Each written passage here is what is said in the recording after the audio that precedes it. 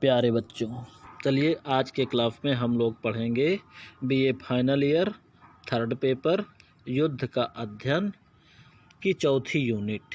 ठीक है बच्चों, चलिए तो बगैर देरी किए हुए हम लोग आगे बढ़ते हैं। ठीक है, चलिए।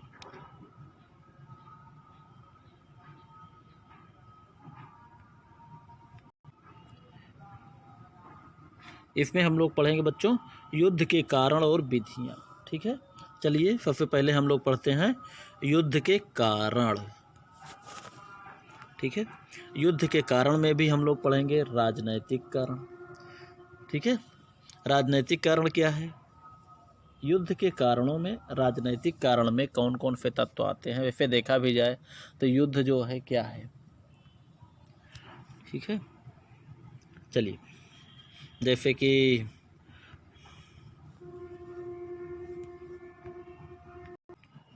माओत्से-तुंग ने कहा है कि राजनीति रक्तहीन युद्ध है और युद्ध रक्तपात युक्त राजनीति। ठीक है, चलिए, युद्ध और राजनीति का अटूट संबंध है। वास्तव में आक्रामक विदेश नीतियाँ, अमर्यादित संप्रभुता, शक्ति संतुलन की समस्या, अन्य राष्ट्रों के प्रति अविश्वास, घृणा, भय अथवा संदेह की भावनाएं अंततः युद्धों को जन्म देती है। ठीक है बच्चों, चलिए, और किसी राष्ट्र की विदेश नीति का परम लक्ष्य उसके राष्ट्रीय हितों की पूर्ति तथा संप्रभुता व प्रादेशिक अखंडता की सुरक्षा होती है। इसके लिए शांतिपूर्ण साधनों द्वारा लक्ष्य प्राप्ति में विफल होने के पश्चात अंतिम साधन के रूप में शक्ति का प्रयोग करना पड़ता है या शक्ति प्रयोग हेतु विवश होना पड़ता है। बच्चों, इसमें क्या है कि विदेश नीति अपने राजनैतिक उद्देश्यों की प्राप्ति के लिए या विदेशी अन्य राष्ट्रों से अपने हितों की पूर्ति के लिए, खास करके देखा जाए तो कौटिल्य ने भी 4 प्रकार के प्रयोग बताए हैं। अंतिम विकल्प युद्ध है। उसके पहले साम, दाम, भेद। जब साम, दाम और भेद दंड तीनों असफल हो जाते हैं तो अंतिम विकल्प के रूप में युद्ध का प्रयोग किया जाता है। और वैसे भी जो है क्लादियस ने कहा है कि युद्ध और कुछ नहीं है, राजनैतिक उद्देश्यों को प्राप्त करने का एक अंतिम साधन है। ठीक है बच्चों, और राजनीति एक ऐसा गर्भाशय है कि जिसमें युद्ध का जन्म होता है। ठीक है, राजनीति एक ऐसा गर्भाशय है कि जिसमें युद्ध का जन्म होता है। अर्थात युद्ध जो है ये अपने आप में स्वतंत्र नहीं, युद्ध राजनीति का मात्र एक अंग होता है। ठीक है बच्चों, युद्ध क्या है? राजनीति का मात्र एक अंग। ठीक है, चलिए, E.H. कार ने क्या कहा है कि अंतर्राष्ट्रीय युद्ध की प्रकृति में, ठीक है बच्चों, अंतर्राष्ट्रीय जगत में युद्ध की छाया सदैव घूमती रहती है। सॉरी बच्चों, अंतर्राष्ट्रीय जगत में, ये बच्चों थोड़ा सा इसमें हम मिसप्रिंट कर दिए हैं, देख लीजिए, ये बीच में होना चाहिए इसके जगत, इसको आप लोग नोट कर लीजिएगा। अंतर्राष्ट्रीय जगत में युद्ध की छाया सदैव घूमती रहती है। ठीक है, तो ये है बच्चों राजनैतिक कारण। राजनैतिक कारण जैसे युद्ध को माना जाता है, जैसे क्लादियस ने भी कहा है, युद्ध और कुछ नहीं, राजनैतिक उद्देश्यों को प्राप्त करने का एक साधन है। राजनीति और युद्ध में संबंध करने के लिए इन्होंने यही कहा है कि युद्ध की छाया राजनीति एक ऐसा गर्भाशय है जिसमें युद्ध का जन्म होता है, युद्ध पलता पड़ता है। अर्थात युद्ध अपने आप में एक स्वतंत्र वस्तु नहीं, वो सिर्फ एक राजनीति का एक अंग मात्र है। ठीक है बच्चों, राजनीति साध्य है, युद्ध उसका एक साधन है। ठीक है, चलिए आगे है बच्चों सामाजिक कारण में क्या क्या आता है? समाज में व्याप्त सांस्कृतिक, धार्मिक व वैचारिक मतभेद भी युद्ध का कारण बन जाते हैं। ठीक है, सामाजिक में जैसे ईसाई मुस्लिम, हिंदू मुस्लिम आदि कारण भी युद्ध हुए हैं और हो भी रहे हैं। ये बच्चों एक सामाजिक कारण है, जो कि खास करके वैचारिक मतभेद, धार्मिक कारण, सांप्रदायिकता के रूप में, ये भी युद्ध के कारण है। ठीक है, और मध्यकालीन यूरोपीय समाज में एक दूसरे पर अपने धर्मों को थोपना, अपनी सामाजिक परंपराओं को थोपना, आदि भी युद्धों के कारण बने हैं। युद्धों के द्वारा धर्मों का थोपना इस्लाम में अधिक हुआ है। बच्चों वैसे भी देखा जाए तो युद्धों के कारण धर्म को थोपने के कारण इस्लाम धर्म का प्रचार ज़्यादातर आप लोगों ने देखा होगा तलवार के दम पर बच्चों ज़्यादा हुआ है। कहने का मतलब धर्म तो वो है जिसकी शिक्षाओं को लोग ऐसी शिक्षाओं को रखिए कि जिसको अधिकांश लोग उसकी वरीयता दें, उसको अधिकांश लोग माने। जबरन थोपने से, जबरन तलवार के दम धर्म बल से धर्म परिवर्तन करने से धर्म में वो चीज़ें नहीं आ पाती जो वास्तव में उसकी मूल प्रवृत्ति, मूल गुण उसमें होता है। ठीक है बच्चों, चलिए अब धर्म को जबरन थोपना ये स्वयं ही डिपेंड करता है कि जो धर्म थोपने वाले होते हैं वो धर्म के कितने बड़े ज्ञाता हैं। ठीक है बच्चों, जबरन किसी धर्म को किसी अन्य पर थोपना इस बात का पर्याय होता है कि उनका धर्म कितना ताकतवर है और उस धर्म के लिए तलवार के दम पर मार काट यातनाएं देकर दूसरों से जो धर्म कबूल करवाया जा रहा है उस धर्म के कितने बड़े जानकार हैं वो, जो धर्म में ऐसा प्रयोग वो लोग कर रहे हैं जिसे अपना धर्म समझ रहे हैं, जबकि वो वास्तव में धर्म नहीं अधर्म होता है। चलिए, और मध्यकाल में इस्लाम धर्म का प्रचार जो है ज़्यादा हुआ है, खास करके तलवार के दम पर। इसके कारण, कहने का मतलब इस कारण भी युद्ध हुए हैं। ठीक है, और फिर भी देखा जाए तो औरंगजेब की धार्मिक कट्टरता जिसने हिंदुस्तान से मुगल साम्राज्य का बिल्कुल छिन्न भिन्न कर दिया, अर्थात एक दूसरे के प्रति भेदभाव, एक दूसरे के धर्म को नीचा समझना, अपने धर्म को उसके ऊपर थोपना, अपने धर्म को बड़ा बनाना कि वो हमारे धर्म, दूसरे धर्म को अपमानित करना, ये सारी चीज़ें हैं जो कि युद्ध का कारण बन जाती हैं। और 20वीं शताब्दी के प्रारंभ में हुए विचारधाराओं के संघर्ष में के परिणाम स्वरूप विश्व में समाजवाद, पूंजीवाद, नाजीवाद, फासीवाद, मार्क्सवाद, साम्यवाद, उदारवाद, यथार्थवाद, लोकतंत्र आदि अनेक विचारधाराओं के पारस्परिक संबंधों के कारण भी युद्ध हुए हैं। ठीक है बच्चों, जैसे वह देखा जाए तो समाजवाद को रोकने के लिए अमेरिका बहुत प्रयत्नशील, साम्यवाद को रोकने के लिए अमेरिका प्रयत्नशील, पूंजीवाद को रोकने के लिए सोवियत संघ प्रयत्नशील। दोनों के कारण इसी बात को लेकर शीत युद्ध। नाजीवाद, फासीवाद, नाजी विचारधारा हिटलर की, द्वितीय विश्व युद्ध का जन्मदाता। फासीवाद मुसोलिनी की, ठीक है, इटली के मुसोलिनी की, वो भी जो है हिटलर का सहयोगी। मार्क्सवाद खास करके पूंजीवादों के विरुद्ध, पूंजीवाद अमीर वर्ग उच्च वर्गों के विरुद्ध मार्क्सवाद, साम्यवाद का ही एक रूप है बच्चों मार्क्सवाद। उदारवाद, यथार्थवाद, वही राष्ट्र राजनीतिक हितों की पूर्ति वाला यथार्थवाद कि ये हित प्रधान होता है। उदारवाद, उदारता का परिचय देते हुए हितों में थोड़ी बहुत जो है कंजूसी की जा सकती है।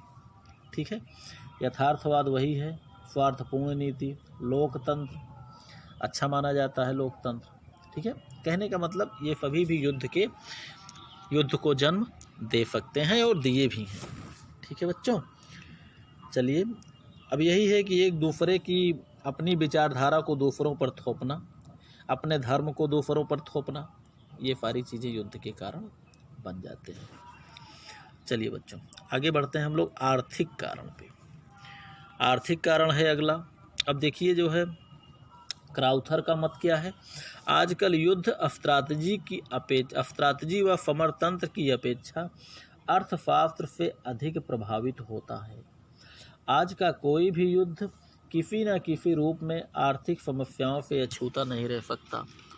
वैसे भी देखा जाए तो आज का जो युद्ध है इतना महंगा है कि बगैर अच्छी तरह से, बगैर एक कमज़ोर राष्ट्र वर्तमान युद्धों को वहन नहीं कर सकता, अर्थात कमज़ोर राष्ट्र वर्तमान युद्धों को नहीं लड़ सकता, क्योंकि युद्ध की आवश्यकताएं असीमित हो गई हैं। राष्ट्र की प्रत्येक जनता का युद्ध में सहयोग होता है। बॉर्डर पर, सीमाओं पर सैनिक युद्ध करता है, फैक्ट्रियों में हमारे नागरिक युद्ध करते हैं, युद्ध का सामान बनाते हैं, वो युद्ध उपकरण बनाते हैं, सैनिकों के खेतों में किसान जो है युद्ध करता है, अर्थात अन्न को पैदा करता है। उसमें सैनिकों के लिए भी, नागरिकों के लिए भी जो फैक्ट्रियों में काम कर रहे हैं, अस्पतालों के लिए भी जो अस्पताल में घायल सैनिकों की सेवा कर रहे हैं उनके लिए भी।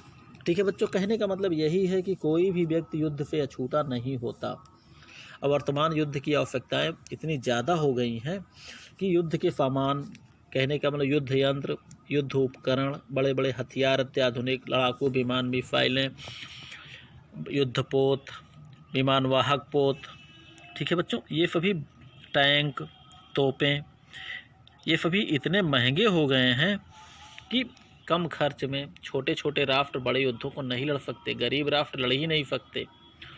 ठीक है बच्चों, चलिए 18वीं और 19वीं शताब्दी में यूरोप में हुए युद्धों के पीछे मूल रूप से राज्यों में व्याप्त आर्थिक प्रतियोगिता ही उत्तरदायी थी। ठीक है बच्चों, 18वीं और 19वीं शताब्दी में यूरोप में, बच्चों बस वही चीज़ है, आर्थिक प्रतियोगिता, वही उपनिवेशवाद, औद्योगिक क्रांति से जो अधिकतम माल, उसके लिए बाजार चाहिए था। ठीक है, चलिए आर्थिक प्रतियोगिता यानी कौन कितना ज़्यादा लाभ कमा ले, एक दूसरे की छीना झपटी, बस वो भी युद्ध का कारण थी। अंतर्राष्ट्रीय व्यापार के क्षेत्र में आर्थिक प्रतिबंध भी कभी कभी युद्धों के कारण बन जाते हैं, ये भी सही है बच्चों। जैसे आजकल राष्ट्र किसी से नाराज़ होते हैं तो आर्थिक प्रतिबंध लगा देते हैं। पता लगा जिसके ऊपर प्रतिबंध लगाया गया, अगर वो ताकतवर राष्ट्र है तो तुरंत जो है प्रतिबंध लगाने वाले के ऊपर अटैक तो कर देगा। अगर कोई भी राष्ट्र, अगर उम्मीद ये है कि कोई अमेरिका के ऊपर प्रतिबंध लगाए तो अमेरिका क्या उसे जीवित छोड़ेगा? तो यही कंडीशन है बच्चों। अगर एक सक्षम राष्ट्र है, महाशक्तियों के विरुद्ध किसी भी प्रकार की कार्रवाई नहीं की जा सकती। बस यही समझ लीजिए कि एक बार जब सुएज नहर का राष्ट्रीयकरण हुआ था, जिस पर जो है टैक्स वगैरह लेते थे ब्रिटेन और जो उसको खुदाए हुए थे सुएज नहर को, तो उन्होंने सीधे ब्रिटेन मिस्र के ऊपर आक्रमण कर दिया था, क्योंकि मिस्र के राष्ट्रपति कर्नल नासिर ने उसका राष्ट्रीयकरण कर दिया था कि अब इससे चाहे जो आए जाए, कोई रोक टोक नहीं है। लेकिन ये युद्ध जो है टल इसलिए गया कि विश्व जनमत जो है मिस्र के पक्ष में था। ठीक है बच्चों, चलिए, और जनसंख्या की अत्यधिक वृद्धि के कारण उत्पन्न आर्थिक विपन्नता के परिणाम स्वरूप आर्थिक दृष्टि से उपजाऊ क्षेत्र की तलाश तथा नागरिकों के आवास के लिए अतिरिक्त भूक्षेत्र प्राप्त करने की लालसा भी युद्धों को जन्म देती है। ठीक है बच्चों, ये भी युद्धों का एक कारण बन सकता है। हालांकि आप समझ ही गए होंगे, जनसंख्या की अत्यधिक वृद्धि, आर्थिक विपन्नता, उपजाऊ भूमि की तलाश, ये सभी। और साम्यवादियों की मान्यता है कि युद्ध पूंजीवादी अर्थव्यवस्था के दुष्परिणाम है। ठीक है बच्चों, जैसे एक मार्क्स ने भी कहा है कि गरीबी जो है ये पूर्व जन्म के कर्मों का दुष्परिणाम नहीं है, ये पूंजीवादी अर्थव्यवस्था का ही दुष्परिणाम है, क्योंकि अधिक उत्पादन की खपत हेतु बाजार की तलाश ही साम्राज्यवाद एवं युद्धों को जन्म देती है। एक प्रकार से औपनिवेशिक संघर्ष होता है, अर्थात जब लोग अधिक उत्पादन कर लेते हैं तो ज़रूरत से ज़्यादा जब उत्पादन हो जाता है तो उसको बेचने के लिए मार्केट ढूंढना पड़ता है। और जब मार्केट ढूंढना पड़ता है, जब कई राष्ट्र ऐसे हो जाते हैं जिनमें सबको मार्केट ढूंढना होता है, तो प्रयास ये होता है कि अच्छी मार्केट कौन पा जाए, यानी अच्छे ढंग से पैसे वाला राष्ट्र जहाँ पर बिक्री ढंग से हो सके, खपत भी हो जाए, ऐसे राष्ट्रों के लिए भी आपस में संघर्ष होता है, जिसे कहते हैं औपनिवेशिक संघर्ष। बच्चों 16वीं 17वीं शताब्दी में जो भी युद्ध हुए हैं, 16वीं 17वीं 18वीं, कहने का मतलब 17वीं 18वीं में जब से औद्योगिक क्रांति प्रारंभ हुई, 18वीं 19वीं में, यह के बाद जो भी संघर्ष हुए हैं वो औपनिवेशिक ही हुए हैं।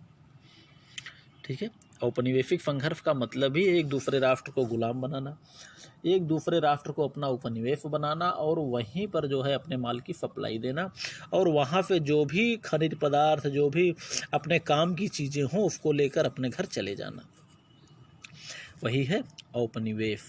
जैसे अंग्रेज़ों ने भारत को जमकर लूटा, भारत को उपनिवेश बनाकर। ठीक है बच्चों, चलिए, उपनिवेश का मतलब आप लोग समझ गए होंगे, इसमें बहुत ज़्यादा कुछ आपको बताने की ज़रूरत नहीं है। औपनिवेशिक संघर्ष वही है जो खास करके अधिक उत्पादन करके खपत हेतु बाजार की तलाश करना, ये भी साम्राज्यवाद एवं युद्धों को जन्म देती है, वही है औपनिवेशिक संघर्ष। चलिए आगे बढ़ते हैं हम लोग बच्चों। सैनिक कारण। सैनिक कारण देखिए, निम्न कारणों से भी अधिक युद्ध हुए हैं। उसमें सैनिक कारणों में क्या क्या है? सशस्त्र राष्ट्र राज्य, जिसका जन्मदाता नेपोलियन बोनापार्ट को माना जाता है। ठीक है, नेपोलियन बोनापार्ट सशस्त्र राष्ट्र राज्य सिद्धांत का जन्मदाता है। जब सशस्त्र राष्ट्र राज्य सिद्धांत में बड़ी सेनाओं की स्थापना की गई तो उसके समय में भी युद्ध की अधिकता थी, अर्थात युद्ध। वैसे भी नेपोलियन को युद्ध का देवता कहा जाता है और अपने जीवन काल में वो 50 से 60 युद्धों का सफलतापूर्वक संचालन उसने किया है। और राष्ट्रों में शस्त्रीकरण की भावना का विकास। राष्ट्र अगर जो है नए नए आधुनिक हथियारों का निर्माण कर लेता है तो नए नए आधुनिक हथियार जो है ये भी युद्धों को जन्म देते हैं। भाई शक्ति का संतुलन गड़बड़ाया, कोई एक ताकतवर हुआ तो अपनी इच्छा दूसरों पर थोपने की उसके मन में भावना जागृत होगी, और जब अपनी इच्छाएं दूसरों के ऊपर थोपने की भावनाएं जागृत हुई तो वही जो है युद्धों का जन्म तुरंत हो गया। चलिए, शस्त्रों में प्रतिस्पर्धा की भावना। अत्याधुनिक हथियारों की होड़ जिसको हम लोग कहते हैं, या हथियारों के निर्माण की होड़। भाई जिसके पास ज़्यादा हथियार होगा वो जो है अपने आप को बड़का गुंडा समझेगा। ठीक है बच्चों, चलिए, नए नए विध्वंसकारी हथियारों का आविष्कार, यानी वर्तमान समय में बड़े बड़े हथियार। बच्चों, शस्त्रों में प्रतिस्पर्धा की भावना जो होती है, इसमें देखा जाए तो एक राष्ट्र दूसरे राष्ट्रों को हर प्रकार से खास करके अपने विरोधी राष्ट्रों को हमेशा पछाड़ने के प्रयास में लगा रहता है। तो जो शस्त्रों का भी निर्माण करता है, जब निर्माण होता है तो दोनों के बीच में एक स्थिति शीत युद्ध जैसी स्थिति छिड़ जाती है और वही शीत युद्ध कभी भी हार्ड युद्ध का रूप धारण कर सकती है। ठीक है, नए नए विध्वंसकारी हथियारों का आविष्कार। बड़े बड़े हथियारों की श्रेष्ठता से भी युद्ध होते हैं। भाई जिसके पास ज़्यादा हथियार होंगे वो किसी से डरेगा नहीं, अपनी इच्छाएं दूसरों पे थोपने का प्रयास करेगा, अपने आप को ताकतवर समझेगा, तो ऐसे भी युद्ध होने की संभावनाएं ज़्यादा होती हैं। सैनिक संधियां एवं सैनिक गुटबंदियां।